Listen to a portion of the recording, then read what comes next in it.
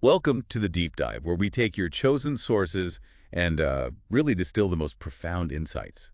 Yeah, and today we're embarking on what feels like an extraordinary journey, actually. Definitely. We're looking into one of humanity's, well, most revered spiritual texts, the Bhagavad Gita. It's often called a science of life, isn't it? Mm. And our source material for this deep dive is a really comprehensive narration from Saragama Bhakti on YouTube. Right. Specifically covering chapters 1 to 9. Exactly. We're drawing out the core wisdom, the essential knowledge from these ancient verses. Our mission today really is to uncover that foundational knowledge within these timeless teachings. We're talking about, the true science of the self The nature of the supreme. and the practical path to genuine, lasting happiness.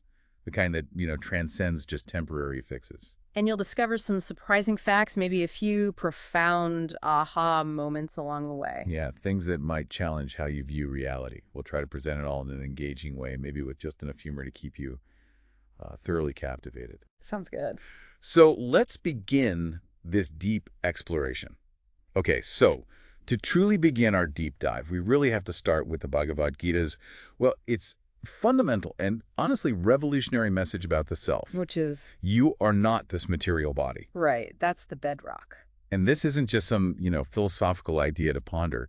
It's presented as a core, almost verifiable truth. Like understanding clothes are separate from you. Exactly. The body is just a temporary dress, or maybe like a vehicle, that the eternal spirit soul, who you really are, temporarily inhabits. Getting that distinction is, well, foundational to understanding pretty much everything else the Gita talks about. It really is. And what's truly illuminating here is how this basic message directly tackles our universal search for happiness. How so? Well, let's consider a simple analogy the source uses. Think about your finger. Okay, my finger. Can your finger genuinely experience happiness if it tries to serve a totally different body? Like trying to feed someone else's mouth, completely disconnected from its own hand and stomach. No. That sounds absurd. It can't. Right. Its inherent design is to serve its own body, to help nourish the stomach it's connected to. Makes sense. Well, in a strikingly similar way, we often find ourselves working so hard, serving so many people, chasing countless external desires. Dedicating our lives to things outside ourselves. Exactly. Causes, relationships, goals, all external to our actual spiritual identity. Yet, in all this relentless chasing, we frequently forget or neglect to engage in serving God, the Supreme. The one we're actually intrinsically connected to. Yes. Our source material really emphasizes that the very design of the individual soul is that it's an intrinsic part and parcel of God. Like a leaf on a tree. Precisely like a leaf connected to the root of a tree, it's only when the root gets water that all the leaves flourish. Or like limbs connected to the stomach. Right. Nourish the stomach and all the limbs benefit automatically. This profound connection immediately raises a really important question for us. If our genuine, lasting happiness is intrinsically linked to serving the Supreme, how do we actually do that? How do we move beyond just intellectually agreeing, okay, I'm not the body, and find the actual, tangible way to satisfy the Supreme Soul in our day-to-day lives? That's a critical point because, yeah, it's one thing to grasp it intellectually. I am not the body. But the Gita acknowledges we still intensely feel the pangs of the body, don't we? Oh, absolutely. The aches, the pains, the desires, they feel very real. The source uses the analogy of someone caught in a nightmare. Within the dream, the calamities, the fear, the distress might not be real in the waking world, but the feeling of suffering. It's intensely real. Until you wake up. Exactly, until you wake up from that illusion. The text implies that reaching a state where these bodily pangs no longer dictate our emotions, where we're truly detached, Right. well, that takes significant advancement. It's not just a quick mental trick. It's a profound shift in consciousness, a real awakening. Exactly. And the nature of the soul just gets deeper when we think about its imperishability, its transcendence. We mean it doesn't die. Never. Our true self, the soul, is declared absolutely indestructible. The Gita is unequivocal. The soul always continues to exist. It just moves. Transitions from one body to another. Yes, it's described as being beyond the reach of material forces. It can never be cut into pieces by any weapon, nor can he be burned by fire, nor moistened by water, nor withered by the wind. Wow. So it's literally invulnerable. In essence, yeah, unbreakable and insoluble. It just persists. Okay, so if it's truly indestructible, what does that mean for our attempts to like perceive it or measure it? Ah, good question. We hear about efforts in modern science, right?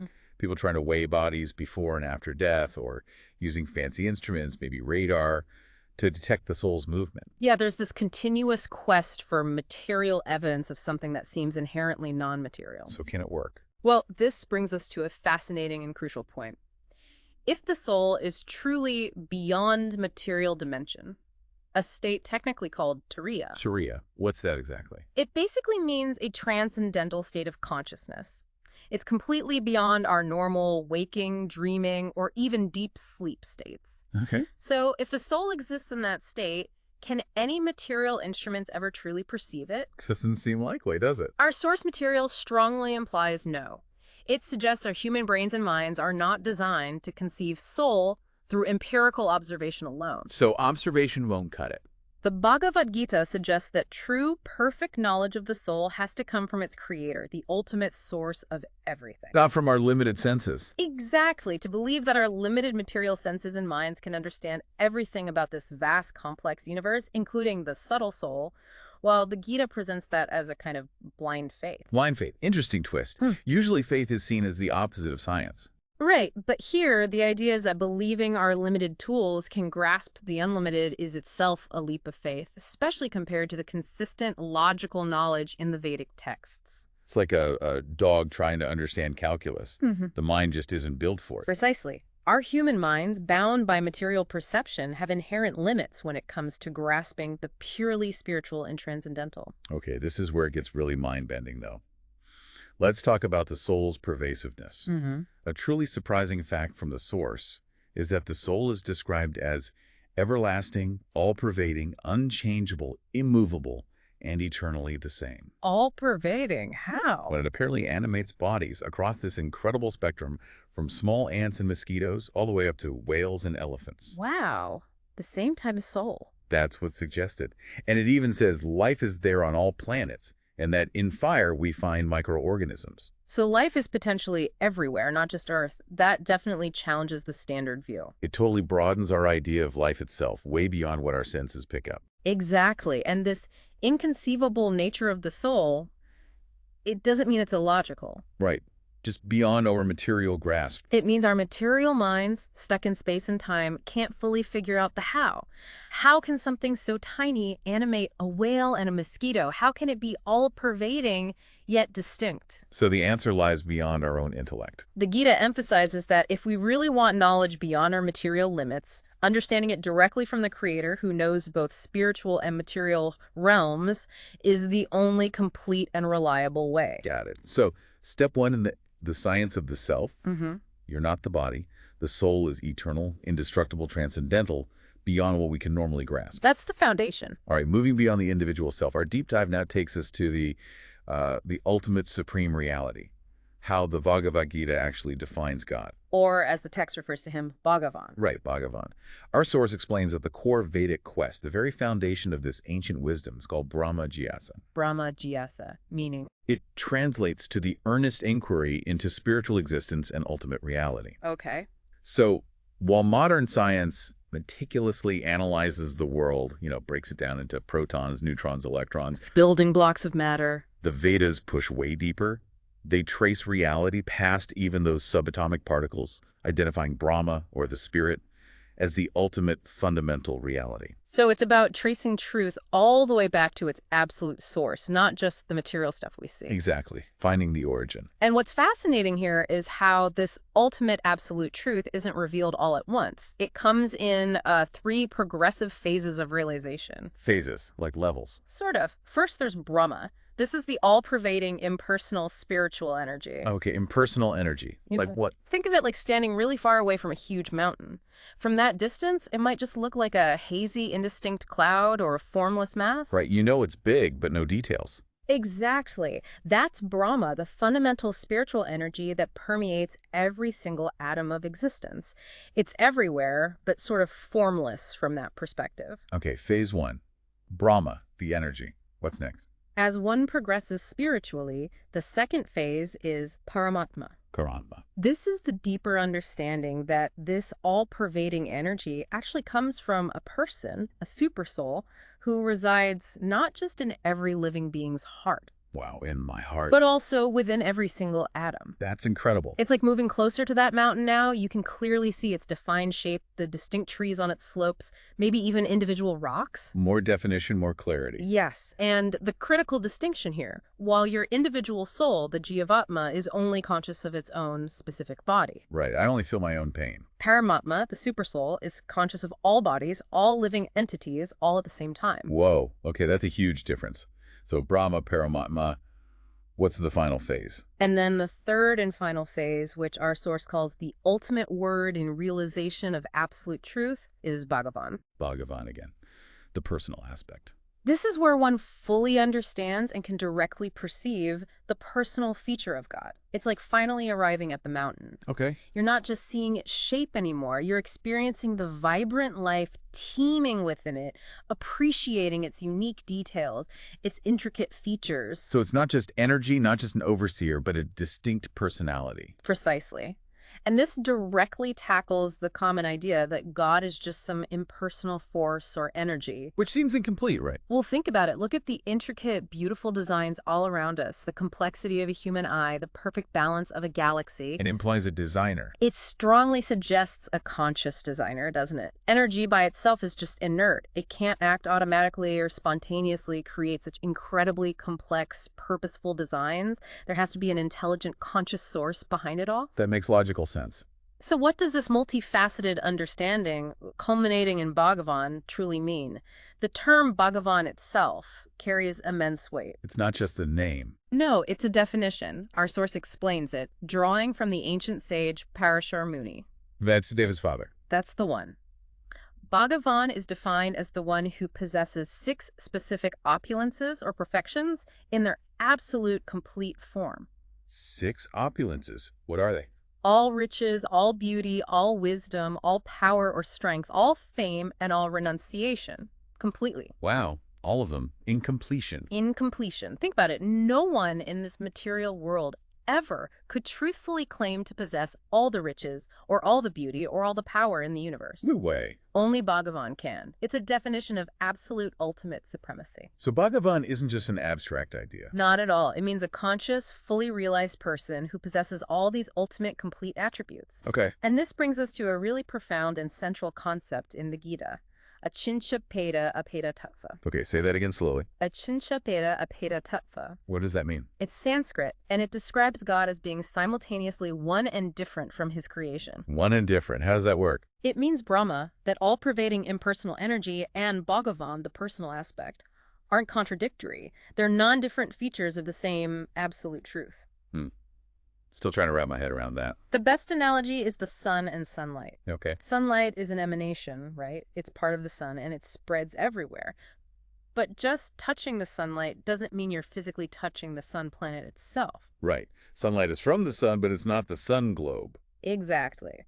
Similarly, Krishna's energy is everywhere, manifesting as that impersonal Brahma, but he, as a person, Bhagavan, remains distinct in his supreme abode. Okay, that helps. One and different simultaneously. And the authority of Krishna's teachings in the Gita is really underscored because he's addressed as Sri Bhagavan. That title matters. It emphasizes that this knowledge is coming directly from the supreme reality, the creator of everything. Therefore, his words are considered perfect, beyond any human limitation or fault. It clarifies his nature, both personal and all-pervading. Precisely.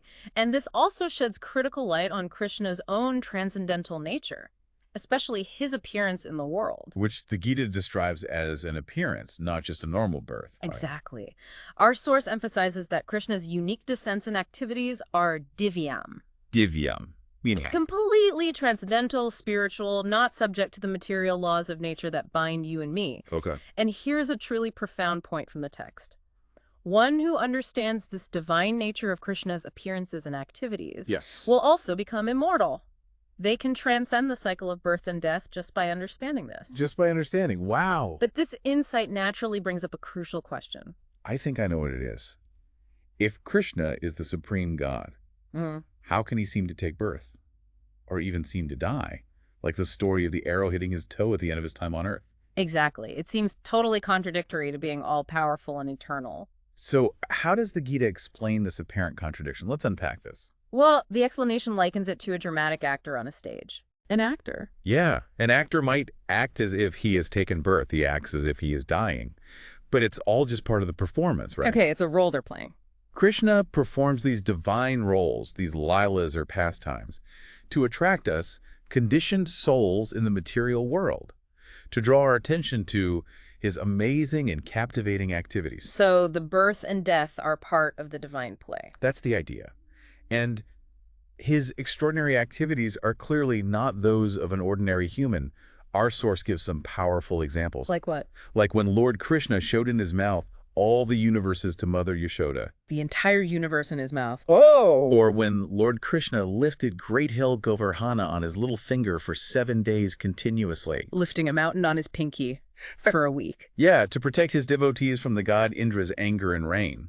These are truly extraordinary activities that completely shatter all known laws of nature. They defy all human capabilities. Definitely confirms his divine status, you could say. And the purpose of these divine appearances is explicitly stated in the Gita. Why does he come?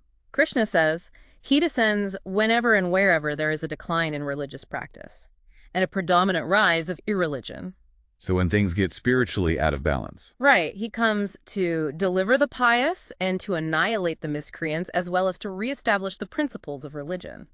His descents are purposeful, strategic for the whole universe's welfare. Okay, that makes sense. But this also raises a really important and practical question for us today. Which is? In a world where, let's be honest, many people throughout history have claimed to be divine incarnations or God themselves. Happens all the time. How do we, as sincere seekers, tell the difference? How do we discern a true incarnation from, well, an imposter? That's a very valid concern. And this gets really interesting because our source material provides very specific, almost verifiable criteria. Oh, really? Like what? Well, true incarnations are meticulously backed by scriptural references. These aren't vague prophecies. They give very precise dates and detailed descriptions. You give an example. Sure.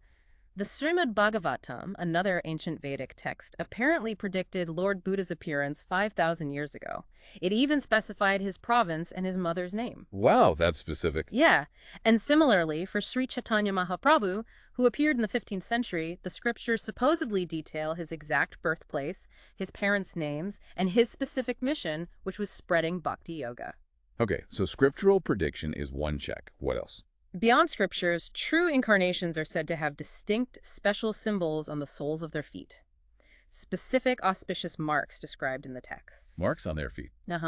And crucially, they perform that extraordinary activity we talked about. Like lifting mountains. Exactly. Things ordinary humans simply cannot replicate, no matter how clever or powerful they might seem. So it's not about blind faith in someone's claim. It's about verifiable evidence.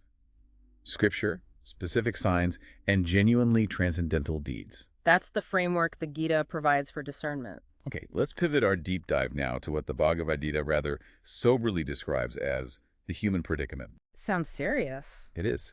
It's about the fundamental reasons why we experience suffering and what we are, often without realizing it, truly seeking. And the Gita's take is pretty blunt, isn't it? Extremely.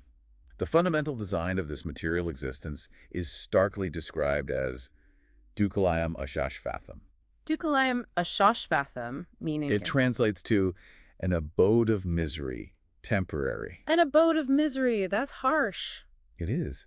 The Gita clearly states that true, lasting, unadulterated happiness is simply not possible here, not in this material realm. Wow, not possible at all. That's the assertion. It's a bit like trying to find a truly sane, perfectly content person living happily in a mental asylum. Okay, vivid analogy. Or, as our source colorfully puts it, like scratching wet eczema. Ugh, yeah, that gives momentary relief. But it only aggravates the underlying problem, makes it worse in the long run. So the pursuit of happiness here is like scratching an itch that never goes away. Pretty much.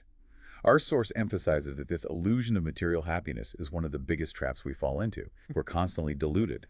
We keep thinking, oh, if I just make this adjustment in my material life, if I get that promotion, buy that house, find that partner, then my life will finally be all set and I'll be genuinely happy. We've all been there, right? Chasing the next thing. Absolutely. But the Bhagavad Gita asserts that this is simply not possible in a world inherently designed for impermanence and suffering. So that whole modern message, you know, work hard, party harder. The Gita presents that as a profound delusion. Ironically, it just makes life more and more hard and hardest, not happier. It just increases the struggle. Instead of leading to peace and contentment. Exactly. And this relentless, illusory chase for happiness in the material world directly fuels the perpetual cycle of birth and death. Samsara. Yes, samsara.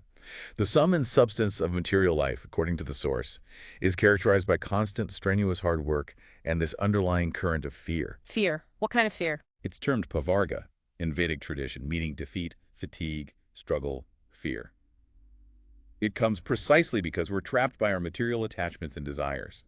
We fear losing what we have, not getting what we want. Always anxious. Always. Therefore, the Bhagavad Gita proposes that the actual true aim of human life isn't just making temporary material fixes or piling up possessions. What is it then? It's about preparation for immortality, to actually transcend and stop death also. Stop death. Seriously. That's the claim. Just like modern science has conquered diseases and extended lifespans, the Gita suggests its scientific principles allow us to transcend the fundamental problems of birth, death, old age, and disease entirely. That's a bold claim. It is. But that, it says, is the true purpose of dharma, righteous living aligned with these principles. Okay. And at the absolute root of all this suffering, this entanglement and samsara, what's the core problem? Lust.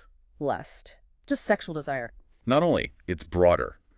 The tendency of sense enjoyment, independent of Krishna, meaning seeking any kind of pleasure solely for our own gratification, disconnected from any divine purpose, is identified as the core enemy within us. The root enemy. Yes.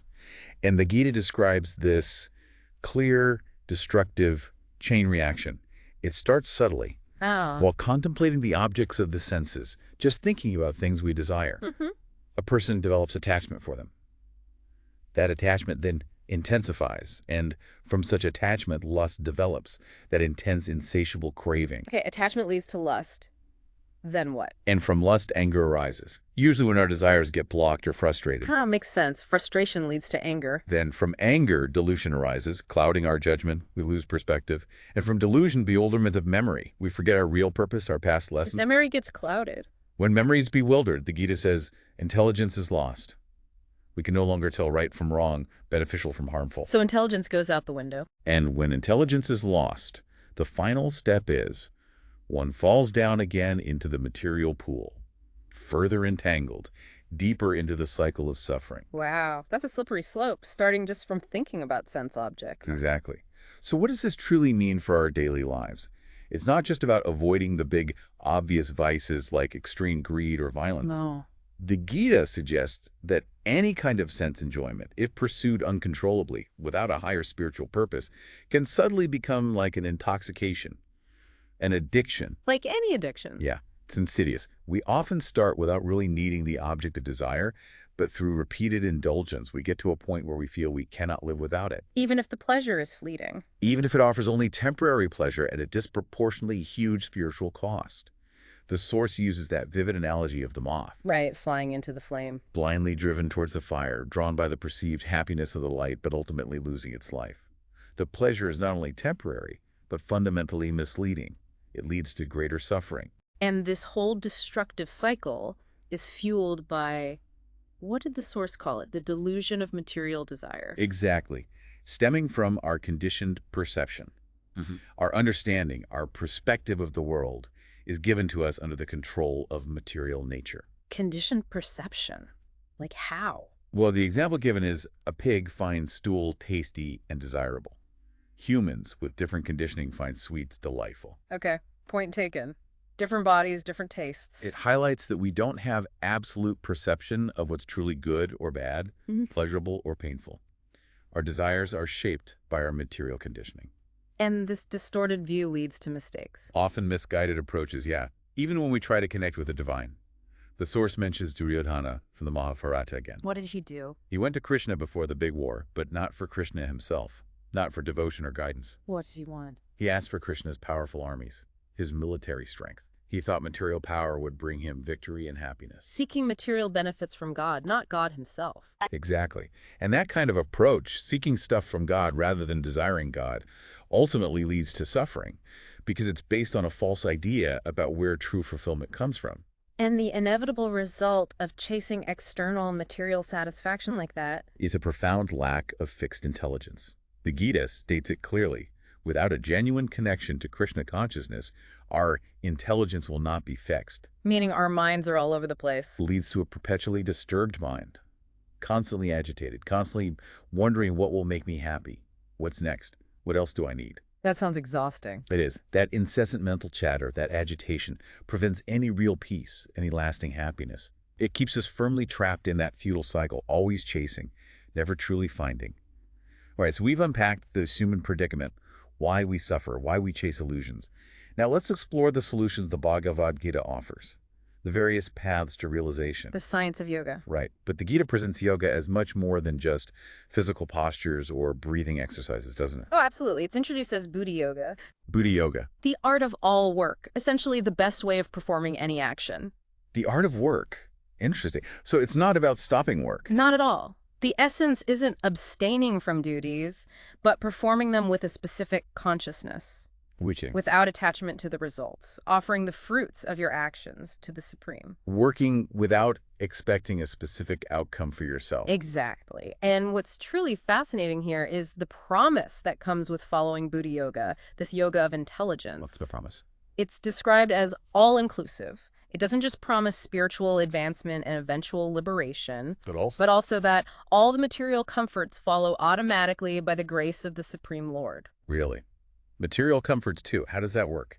The analogy used is powerful. Imagine a village with a big, life-giving river flowing through it. Okay. Do the villagers need to painstakingly dig lots of separate small wells, one for drinking, one for bathing, one for watering crops? No, the river provides for everything.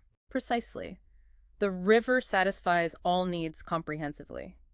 Similarly, when you genuinely know and connect with God, when your intelligence is fixed on the Supreme, yes, all other religious formalities, all material pursuits, even basic necessities just become naturally taken care of within that greater connection.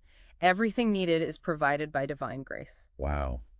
That's a powerful idea. Connecting to the source takes care of everything else. That's the principle of Buddha yoga. It's the overarching intelligence guiding action. And within that framework, karma yoga, the path of duty, becomes much clearer. Mm-hmm. The Gita has that incredibly famous verse, probably the most quoted one. The one about duty. Yeah. You have a right to perform your prescribed duty, but you are not entitled to the fruits of action. Work, but don't be attached to the results, the core of karma yoga. Right. And this also directly critiques premature or just superficial renunciation. You mean just giving up duties isn't enough? Exactly. Simply quitting your job or family or taking up the robes of sannyas, an ascetic life, doesn't automatically purify your consciousness if your mind is still elsewhere. Right. The text warns that an artificially renounced person, someone whose mind dwells on sense objects, even while they look detached on the outside, yes, certainly deludes himself and is called a pretender. Ouch. So true renunciation is internal, not just external show. Seems so. Yeah. And the source emphasizes our kind of helplessness when it comes to action in this world anyway. Helplessness. It says, all men are forced to act helplessly according to the impulses bound of the modes of material nature. Basically, nobody can stop doing something, not even for a moment. We're always acting, even unconsciously. Nature itself forces us to clean ourselves, to dress ourselves, to work harder, to eat, to sleep. We're constantly compelled by these material forces. We can't just not act. Okay, so if we have to act, how do we apply karma yoga practically? The instruction is to consciously surrender all your works unto me, Krishna, with mind intent on me, and without desire for gain, and free from egoism and lethargy.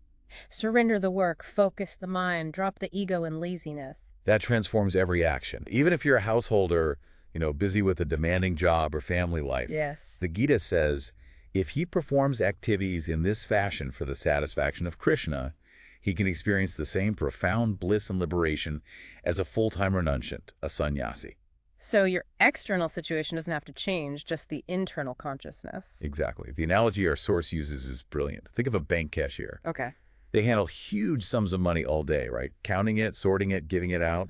Millions, maybe. But internally, what's their mindset? They understand nine mama. Nine mama. It means it does not belong to me. This consciousness, knowing the results aren't for my personal gain but serve a higher purpose, in this case, the bank, but spiritually, God, transforms ordinary work. Takes the burden off, maybe. And turns it from a source of entanglement into a direct path of liberation and spiritual growth. Okay, that's karma yoga. What's next? Jnana yoga. Right. Jnana yoga, also known as Sankhya. This is the path of knowledge, of analytical study. Trying to understand reality through intellect. Pretty much. Its main purpose is understanding what is the ultimate reality, trying to trace existence back to its fundamental absolute source through intellectual inquiry, philosophy, discrimination. Like a philosophical investigation. Exactly. But this path raises a really important question about how effective it is on its own. How can we really know ultimate truth just through our own thinking? Is there a limitation? The text suggests yes. It warns that if our analysis stops at the intermediate cause, like figuring out chemistry but not the source of atoms, or biology but not the source of life, If we don't go all the way back. it will create disaster in our life. True analysis, it says, has to go up to the point of the ultimate cause, the supreme reality itself. So intellectual pursuit needs to aim for the absolute.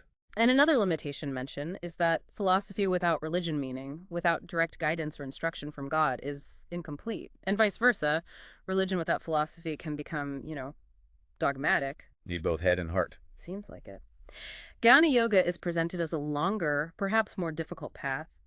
It can take many, many births to achieve full, direct knowledge of God this way. Many lifetimes. Yeah. Wow. And doubt must be a big factor. Huge. Doubts are natural on this path. Like a sick man is always doubtful about the taste of food. His perception is skewed. So how do you overcome those deep philosophical doubts? The Gita advises, to get firm conviction, one must ultimately approach a teacher. A qualified, realized spiritual guide is needed. Okay, makes sense. Then there's dhyana yoga, right? Meditation. Yes, dhyana yoga or ashtanga yoga.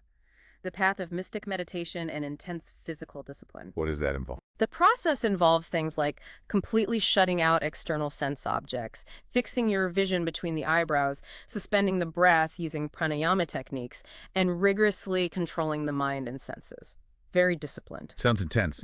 Lord Krishna describes this process himself in the Gita, doesn't he? He does, but what's really striking is the reaction of Arjuna, his student. Arjuna, he was a great warrior, highly trained. Exactly. Trained in a gurukul, vast knowledge of mystic weapons, incredibly focused. Yet he found this dhyana yoga path impractical and unendurable. Even Arjuna. He confessed it was more difficult than controlling the wind. He just couldn't control his restless mind to that degree. If Arjuna couldn't do it easily, what hope is there for the rest of us? Well, that's kind of the point the Gita seems to make. And what's profoundly insightful is the warning about the inherent vulnerability of this path, even for advanced meditators. Vulnerable how? For yogis who aren't fully engaged in, say, devotional service to the Supreme, the source warns that a slight agitation created by the mind, slight contemplation of sense objects makes them fall down. Fall down from their meditation? Fall from their elevated state, yes. Our source gives vivid examples from scriptures, like the great sage Vishwamitra. What happened to him? He had achieved immense mystic powers through dhyana yoga, but he fell from his vows simply due to a slight contemplation of a beautiful celestial dancer named Manaka. Wow. Just thinking about her was enough. Apparently. And another sage, Sabari Muni, meditated underwater for centuries. Centuries? But he broke his vows after seeing two fish enjoying conjugal life. It sparked desire in him, and he ended up leaving his meditation to get married and have a large family. Incredible after centuries of practice. These stories powerfully highlight that just suppressing desires through sheer meditative force is precarious. There's a fundamental need for a higher taste. A higher taste, meaning a superior, positive spiritual pleasure. Something more satisfying than material enjoyment, which can genuinely keep the mind and senses steady and controlled, not just forcibly held back. Okay, so suppression isn't enough. You need a better alternative. Exactly. Which leads us directly to bhakti yoga. The path of devotion, which the Gita presents as the supreme path. Right. Unequivocally. Lord Krishna declares it himself. Of all yogis, he who always abides in me with great faith, worshiping me in transcendental loving service, is most intimately united with me in yoga and is the highest of all. The highest of all yogis. And the source emphasizes its remarkable ease and quickness compared to the others. Easier. How so? One can apparently attain God in a very short time, using the phrase nachera charena adigatati, which means Not after a very long time, not requiring many, many mirths like jnana yoga might. Faster results. And specifically for our current age, this challenging age of Kali Yuga, the most recommended and effective method within Bhakti Yoga is Hari Kirtana. Hari Kirtana. Mm-hmm. Chanting God's names. Yes, chanting the holy names of Hari, or God. And coupled with that, always thinking of me, Krishna's instruction, man mana. This combination is considered the most effective and supremely simple method for today. It makes the highest goal accessible. Okay, let's unpack this. A key point you mentioned earlier, often overlooked, is that this process is actually enjoyable. Yes, that's crucial. It's described as being full of bliss, full of pleasure. How can controlling the senses be pleasurable? Usually it feels like deprivation. But here's the difference. When our senses, which usually just cause agitation and get us entangled, are actively engaged in loving service to Krishna, Like how? chanting, hearing about him, seeing his form, tasting food offered to him, working for him. When senses are used for him, they become spiritualized. Spiritualized senses. Yes, and this leads to experiencing an unlimited pleasure that completely dwarfs any temporary material gratification. A higher taste. Exactly. Unlike, say, a karma yogi who might still be dealing with the ups and downs of results, a devotee, a bhakti yogi, is described as always absorbed in meditation upon the lotus feet of Krishna. Constantly absorbed. Their consciousness is so fully engaged in that positive, loving relationship that there is no time for him to think about anything else. There's simply no room for material agitation or mundane desires because they're constantly tasting that higher spiritual satisfaction. Okay, that sounds much more appealing than just suppression. Definitely. And what's truly remarkable about Bhakti Yoga is its all-inclusive benefit. All-inclusive how? The Bhagavad Gita promises. A person who accepts the path of devotional service is not bereft of the results derived from studying the Vedas, performing austere sacrifices, giving charity, or pursuing philosophical and fruitive activities. Wow. So just by doing bhakti, you get the benefits of all the other paths too. Automatically. Huh. Without having to go through their specific, often difficult practices, it covers everything. That's incredible efficiency. And its accessibility is profoundly democratic, truly universal, Krishna says. Those who take shelter in me, though they be of lower birth women, Vaishyas, merchants, as well as Shudras, workers, can approach the supreme destination. That must have been revolutionary at the time. Absolutely. It completely transcends all bodily and mental limitations, social status, gender, intellect. None of it matters. Anyone can attain the highest perfection through pure devotion. Truly universal access. And furthermore, for the person practicing bhakti yoga, success is flat out guaranteed. Guaranteed. How? Krishna personally promises, "My devotee never perishes." Never. And in this incredibly powerful declaration of his personal care, he assures, "I carry what they lack and preserve what they have." He personally provides for them. Yes, that's known as Yogasuma. He takes personal responsibility for his devotees' spiritual and even material well-being. It highlights this incredibly protective, supportive, intimate relationship. That's a level of assurance you don't find elsewhere. It really is. The analogy given in the source is beautiful. Think of a loving mother. Her heart just fills with overwhelming love and affection whenever she sees anything connected to her beloved child. A toy, a drawing, their clothes. Yeah, totally. Similarly, a fully realized yogi, a devotee, starts to see God everywhere, in every living being, in every atom. Why? Because they understand that everything ultimately belongs to God, is connected to God. Seeing the divine connection in everything. Yes, and this fosters this all-encompassing love, this unbreakable connection that brings the most profound peace imaginable. #V. Practical application and experiencing higher taste. Okay, let's get practical now. How do we actually apply these teachings and start experiencing this higher taste in our daily lives? Good question. Because a central challenge, always, in any spiritual path is controlling the senses, right? Definitely. The mind and senses seem to run wild most of the time. The Bhagavad Gita gives a clear hierarchy of control to help us understand how to manage them. A hierarchy. Yeah, it says, senses are superior to dull matter. Our sensory organs are more subtle than inanimate objects. But higher than senses is mind. Our thoughts, feelings, emotions are more powerful drivers. Mind over senses. Then higher than mental energies is intelligence. Our ability to reason, discriminate, make conscious choices. Intelligence over mind. And finally, higher than intelligence is the soul itself. The spiritual self, the Atma, is the ultimate chooser, the one who decides whether or not to apply intelligence correctly. The soul is top of the pyramid. Exactly. So the implication is to get real, lasting control over the turbulent senses and the fickle mind, you have to empower the spirit, strengthen the soul through spiritual practice. Control from the top down, essentially. Precisely. And what's fascinating here is the concept of regulated principles of freedom. Regulated freedom, isn't that a contradiction? It sounds like it, but think about it. What might seem like restrictions in spiritual life? Like rules about diet or behavior? Yeah. They're compared to traffic rules. Traffic rules restrict where and how you can drive, right? Sure. Stop signs, speed limits. But do they limit your freedom to travel? Or do they actually enable safe and efficient travel for everyone? They enable it, I guess. Prevent chaos. Exactly. Or think of a doctor's prescription for a sick person. It restricts what they can eat or do. Right. No junk food, get rest. Are those restrictions meant to punish them? No, they're to help them get well, to regain their freedom to enjoy life properly. These spiritual regulations are actually regulated principles of freedom. Okay, I see.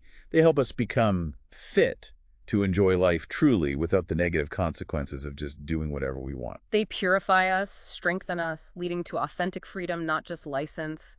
And critically, our source stresses, we can't do this purification purely on our own steam. We need help. We need prasadam, the mercy of God. The text says without that mercy, we cannot advance. It's a humbling but also empowering truth. You are not God, so you need mercy. Humility is key. Absolutely vital for any real spiritual progress. You can't achieve transcendence through arrogance. And this purification process, relying on mercy, helps us move beyond, duality and doubt. Exactly. As we become purified, our intelligence sharpens. An intelligent person does not take part in the source of misery, which are due to contact with the material senses. They recognize where misery comes from. And they understand that such material pleasures have a beginning and an end. They're temporary, fleeting, and ultimately unsatisfying. Not worth the entanglement. Right. The Gita again asserts that any sense enjoyment, pursued just for itself, can become that intoxication, that addiction. We start casually. Maybe just for fun, without really needing it, but through repeated indulgence, we get hooked. We find we cannot live without it, even though it offers only temporary highs at a huge spiritual and often material cost. Okay, so overcoming sin and doubt is crucial for steady progress. Yes. The Gita indicates that persons who have acted piously in previous lives, whose sinful actions are completely eradicated, are freed from the duality of delusion. Freed from duality, like good, bad, happy, sad. Freed from being constantly tossed around by them, yes. Only then, the Gita says, can they engage in God's loving service with unwavering determination. So freedom from sin and doubt leads to determination in devotion.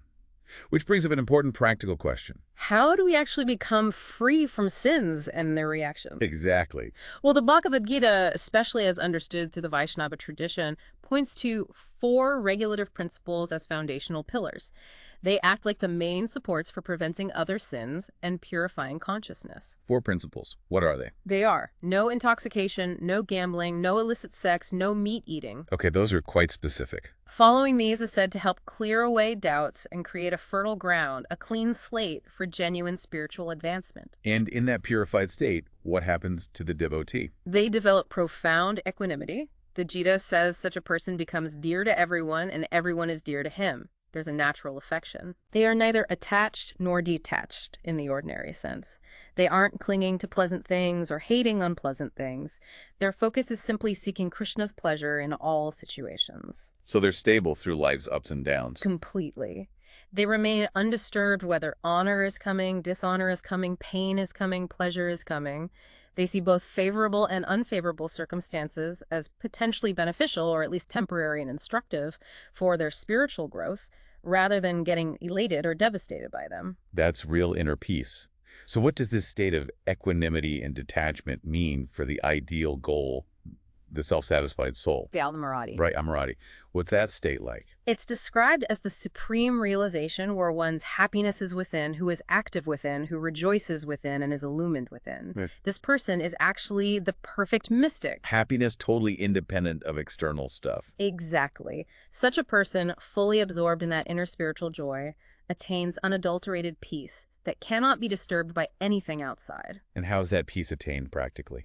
By consciously renouncing the fruits of actions, as we discussed in Karma Yoga, by offering the result of all activities to my Krishna, and by working only for keeping body and soul together, seeing your work simply as maintaining this divine gift of the body for a higher purpose, not for personal gain. Simplifying life's motive. Yes. The Gita uses that beautiful analogy of the city of 9 gates. The body. Yes, material body with its openings. 2 eyes, 2 ears, 2 nostrils, mouth, genitals, and anus. It's the temporary city where the soul resides. Okay. But when you truly identify not with the city, but with the Lord who resides within your own heart as Paramatma, the super soul, Yes. you become as free as the Lord himself. You completely transcend the miseries and limitations associated with the body, the city. You're in the body, but no longer of the body. You're free within. Liberated while living. That's the goal. Oh, Hashtag tag Hick6. The ultimate destination and its significance. All right, our deep dive is nearing its conclusion. Let's talk about the ultimate destination and why it matters so much. the spiritual world. Exactly. The Bhagavad Gita speaks clearly about an eternal abode that exists entirely beyond this temporary material universe we experience. It does. It states quite plainly. Yet there is another nature which is eternal and is transcendental to this manifested and unmanifested matter. Another nature, beyond matter. Yes. This supreme abode is fundamentally different. It is never annihilated. It doesn't go through cycles of creation and destruction like our material cosmos does. It's permanent. Eternal, unlike everything here. Which naturally prompts a very important question. Why bother striving for some distant spiritual realm? Exactly. Especially when Vedic cosmology itself describes higher planets within this universe where beings supposedly live for incredibly long times, enjoying refined pleasures. Why not aim for that? Good question. Can't we just get a really, really long life here? And this gets really interesting because our source directly confronts this common misconception. What does it say? It states that even the highest material planet, the top of the cosmic hierarchy, known as Brahmaloka, Where the creator Brahma lives. yes, even there, where beings are said to live for incomprehensibly long durations, literally trillions of years by our calculation, even that place is ultimately temporary. Trillions of years is temporary. From the perspective of eternity, yes. The residents of Brahmaloka must eventually come back again to this lower, miserable world of birth, death, old age, and disease when their time is up. So even the longest material lifespan ends Right. and the cycle continues? Exactly. From the viewpoint of eternity, the Gita suggests even a lifespan of trillions of years is just like a flash of lightning, utterly insignificant in the face of timelessness. Wow. Puts things in perspective. In stark contrast, Krishna's own abode, which he calls my supreme abode, is the destination where once you go, you never come back to this material cycle, ever. No return ticket needed. Right. It is unmanifested and infallible to our conditioned material senses, meaning we can't perceive it materially, and crucially, there is no influence of time there. No time. What does that mean? No birth, no death, no aging, no disease, because time is the force that drives those changes. Without time's influence, there is no fear, no anxiety, and there is always higher pleasure.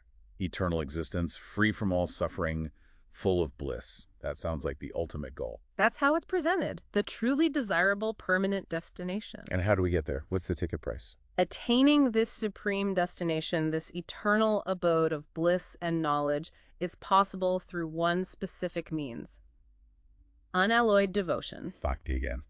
Pure, unmixed devotion, seeking nothing for yourself, only the satisfaction of Krishna out of pure love. Pure motivation. And what's particularly fascinating here is the distinction the source draws between different types of liberation or spiritual attainment. There are different kinds. Yes. For example, a yogi focused purely on meditation, dhyana, or intellectual analysis, jhana, might achieve what's called impersonal liberation.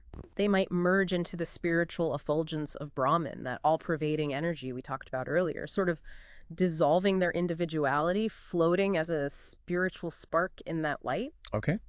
Sounds peaceful, maybe. Perhaps.